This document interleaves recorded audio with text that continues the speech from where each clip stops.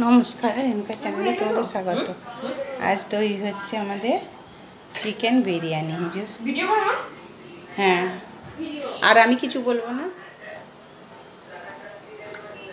এবার তোমরা দেখতে থাকো। এখানে আছে এই যে ভাতটা, বিরিয়ানির চালটা সেদ্ধ করে ঝরঝরে ভাতটা হয়েছে।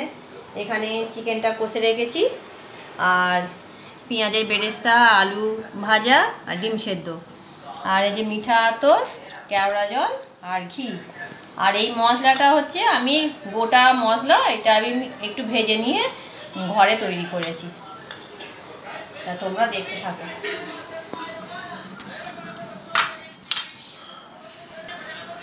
প্রথমে দুটো ভাত দেবো নিচে,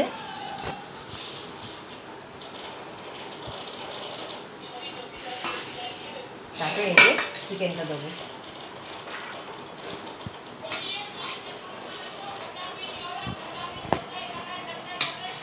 বড় বড়ই পিসগুলো আছে, চিকেনের পিসগুলো।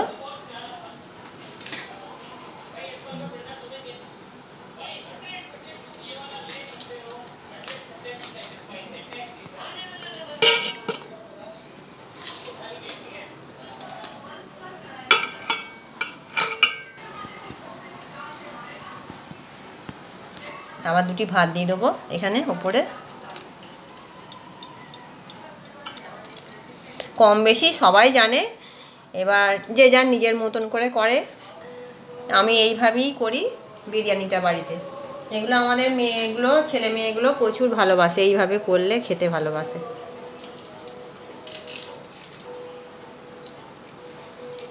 তবে মশলাটা, আর এই মশলাটার যা সুন্দর সেন্ট ছাড়ছে না, দারুণ সুন্দর সেন্ট ছাড়ছে। এই যে 2 পিস আছে, 2 পিস ওপরে দিয়ে ঝোলটা দিয়ে দেবো।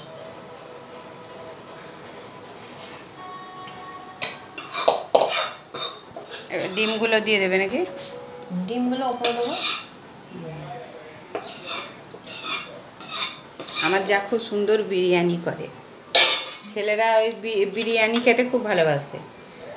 আবার দেওরের বড় মেয়ে কেনা বিরিয়ানি খাবে না, বলবে মা তুমি করো, তবে এবার এই মশলাটা দিয়ে দেবো। ছেলেটাও তাই বলবে, কাকিমাকে মাম বলে। উপরে মশলা দেবো।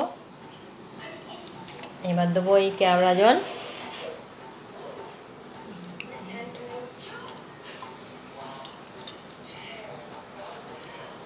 আবার দুটো ভাত দেবো এর উপরে।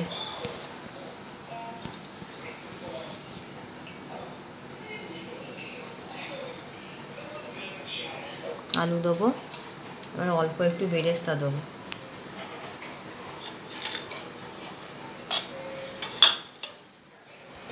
এই তো বিরিয়ানি সাজানো হয়ে গেল, এবার দমে দিয়ে দেবে। এবার এই যা ভাত ছিল ওপরটায় দিয়ে দেবো।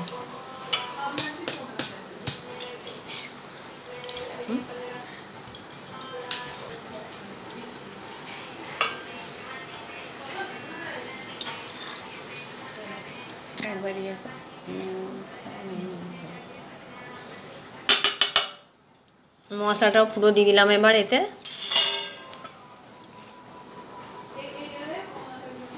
গোলাপ জল নাকি? গোলাপ জল, কেওড়া জল, মিঠা আতর আর দিতে হবে। মিঠা আতর আর অল্পই আছে।